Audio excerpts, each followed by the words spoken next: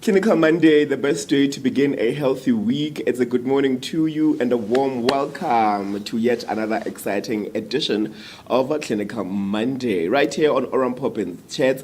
We are live on Oran Poppins Facebook page, also on our X account.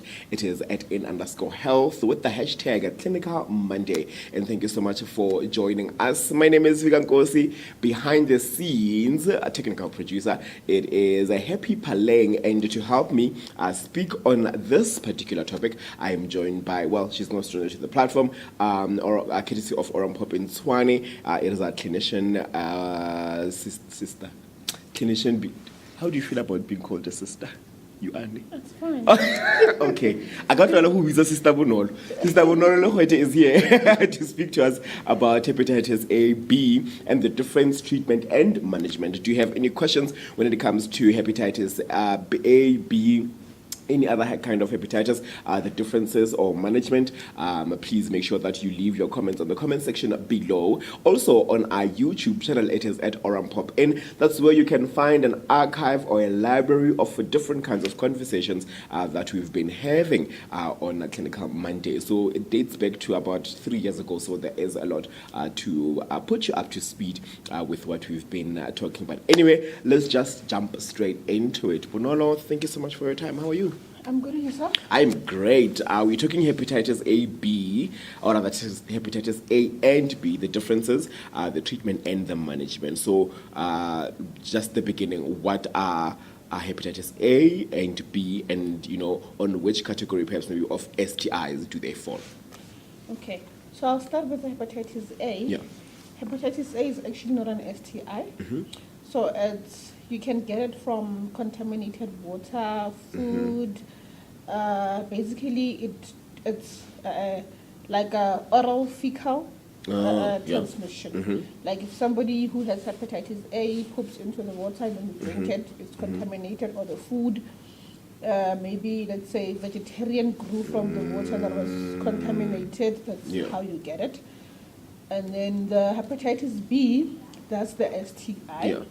That one falls under incurable STIs. So you actually can get it for life. It can either be acute or chronic sometimes. Acute, what does that mean? Acute means it's a short illness. Okay. And then chronic means lifelong. Ooh. So like HIV, so to speak, because you need to take it, I mean, in terms of the treatment, or rather in terms of how long does it take for it to exist in the host, it's forever, basically. In some cases, yes, it is forever. In other cases, it can go away on its own without any treatment. Oh. Okay. I want to then speak about the differences. I mean, you said it falls under incurable STIs, so it means it can be passed through sexual transmitted, or rather through sexual intercourse or encounter. But any other ways that it can be transmitted besides sexually? So it's like you get it from contaminated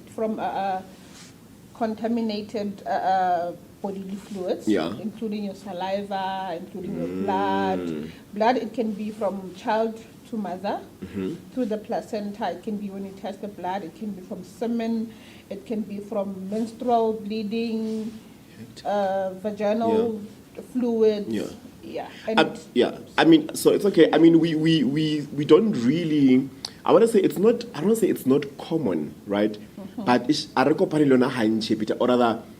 Maybe I'd say it's the information that is out there. We really are focusing on the syphilis, gonorrhea, and but not so much on hepatitis B. Perhaps maybe that's why my, how surprised I am in terms of where it exists, or how it can be transmitted. And like it's like not only sexual, but in any other or some other ways of it being transmitted. How common is it then in terms of it? Can I say in existence, but how common is it with other STIs or outside of the STIs that we normally see? Yeah, you are right. Hepatitis B is not that much, doesn't get much exposure as compared to your gonorrhea and chlamydia, because in most cases it's common in children.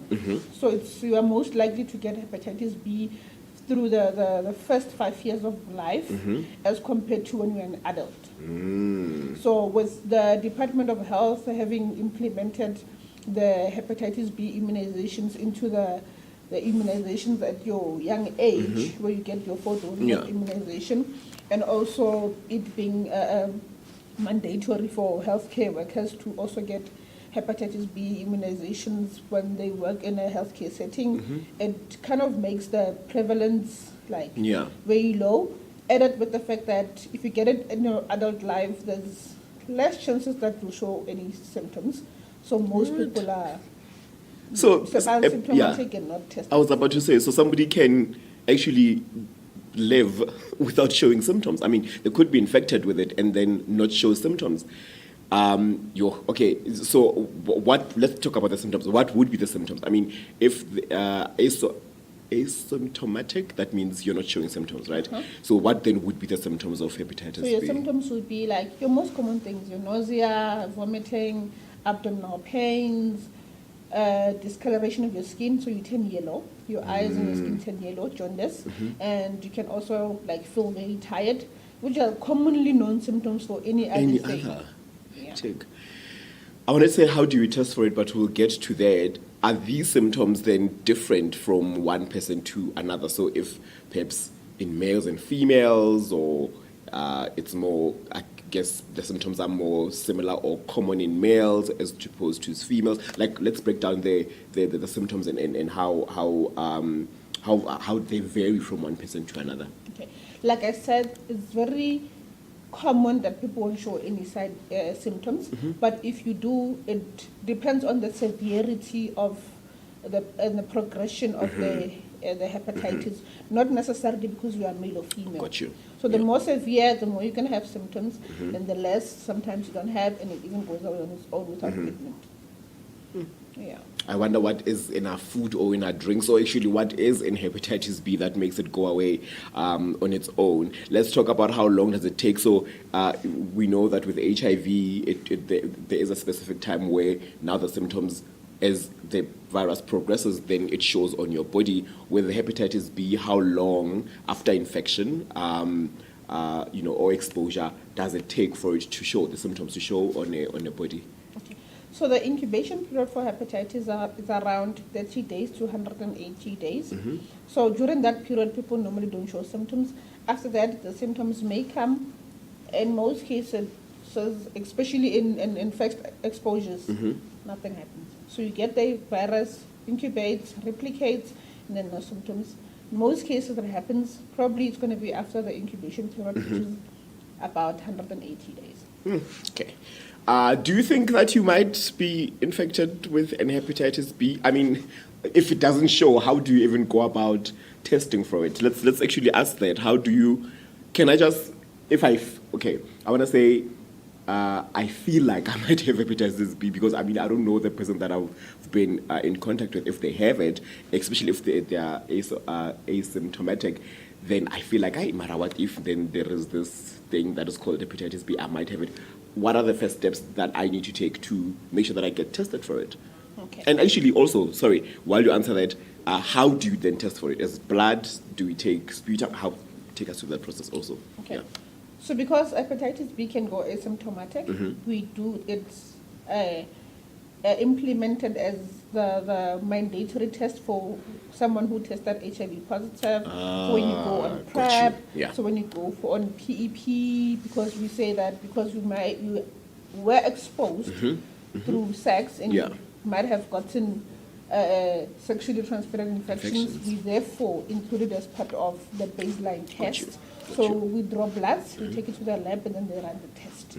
And then, ideally, you don't just rock up and just say, I just want to check. I want to check for hepatitis B. Yeah. Like people usually do. When it comes to the clinic, be like, can I check for everything? It's not cost effective.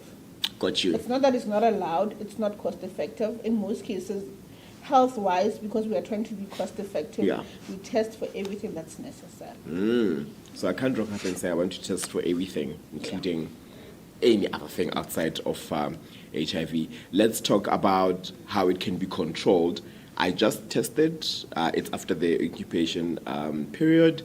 Okay, maybe I see the symptoms, then how do we control it based off of somebody that, when it's chronic, how is it? How do you control it? Do you deal with per symptom? Like if it's a jaundice, then we take medication for jaundice. If it's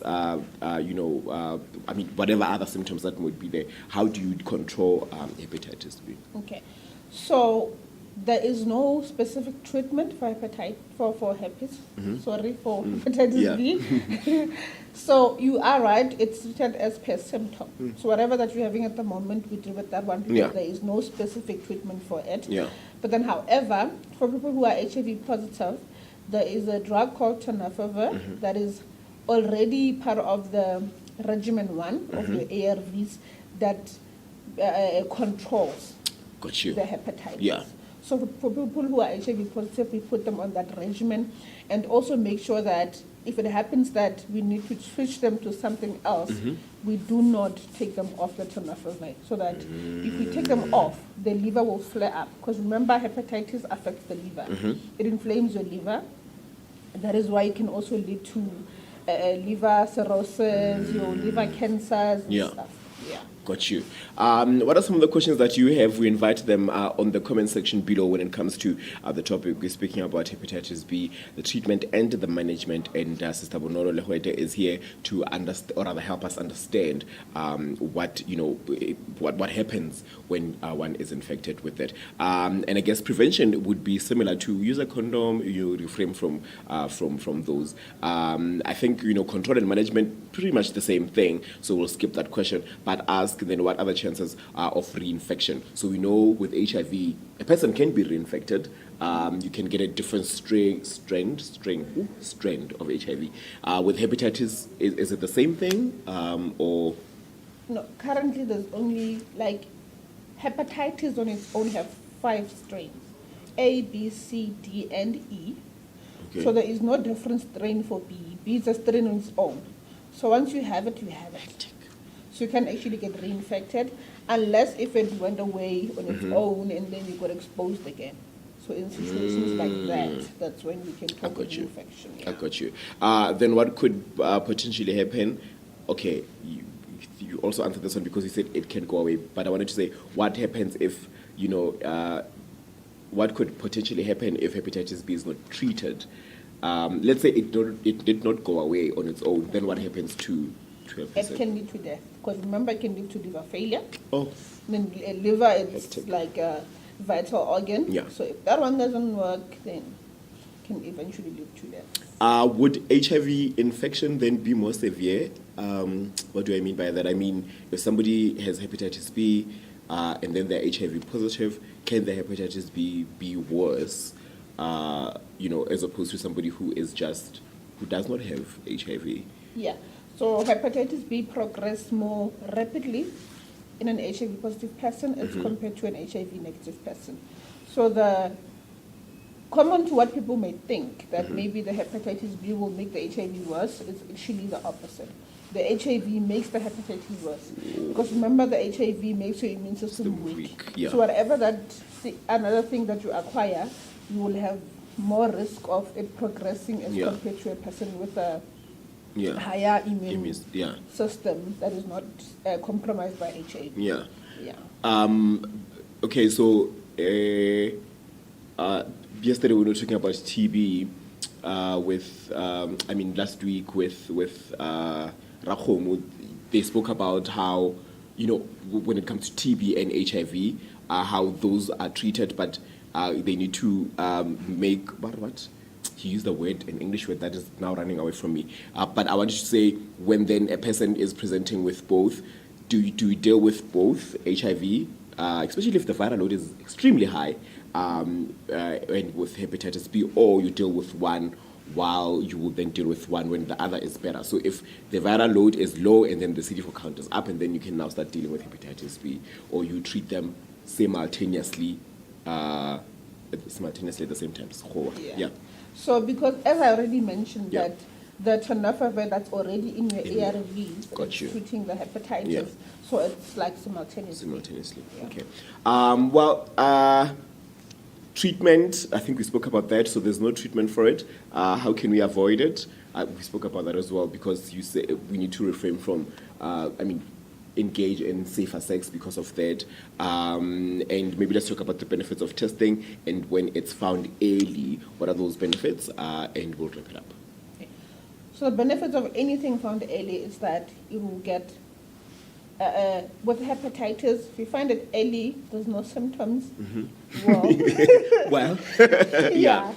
But then if you're on PrEP, for example, or if you're on ARVs, be it PrEP, be it PEP, be it you're HIV positive, you get it to no fever, so that's the good part of it. And then, yeah, if you have symptoms, good, at least we can stop it from progressing to be fatal and maybe slow down the progress, because you can't really cure it. So at least we slow down the progress of it causing your liver damages and stuff. Yeah. And then in addition to the management, in as much as you can get it from sexual transmission, you can also get it from your sharp objects that are used in the hospital settings or in the communities, because the ones, if I inject someone with who has hepatitis with an injection, be it I'm administering medication or we're doing bloods, and then that needle ends up somewhere where it's exposed and it can injure another person. The hepatitis can actually survive on that thing for about 7 days. What? Yeah. Unlike HIV. Yeah. So it can actually survive on that thing for about 7 days. So another thing would be try to avoid sharing needles or sharp objects and stuff, and also a healthy diet and proper hand wash, especially if you have been exposed to blood or any other bodily fluids, and yeah, drink plenty of water. When you said healthy diet, I was like, but what about hepatitis A? Because it can be in the diet. So I would say eat vegetables from a reliable source. Eat vegetables. Does it? Do you know? And it's just an extra question. If it's on pets, because some people are pet owners. If pets can eat, I don't know. They can, if they are carriers of the virus. Yeah, like I said, it's from feces, not human feces, but feces. But feces in general. Yeah. So if the pet is drinking the water from contaminated thing, feces is feces. All right. Thank you so much for your time. Really, that was thoughtful. It's leaving me with a lot of thoughts. And I mean, we speak about these things on a daily basis, but we really don't get to sometimes jab at them like we just did. And so Bonolo has just given us the 411. What are some of the questions that you have when it comes to any other STIs or specifically hepatitis A, B? Oh, so does it mean that the entire, not just hepatitis B, right, the entire hepatitis, I wanted to say, can it exist in objects, sharp objects, same as hepatitis B, or is that like only for hepatitis B? For hepatitis B and C, which are blood-to-blood transmission, that one you can get it from your blood, your fluids, sharp objects. Your A, D, and E, which is fecal oral, which means you'll have to actually ingest it. Got you. Or maybe through anal, oral, anal sex. Yeah. And stuff like that. Now you know. Thank you so much for joining us.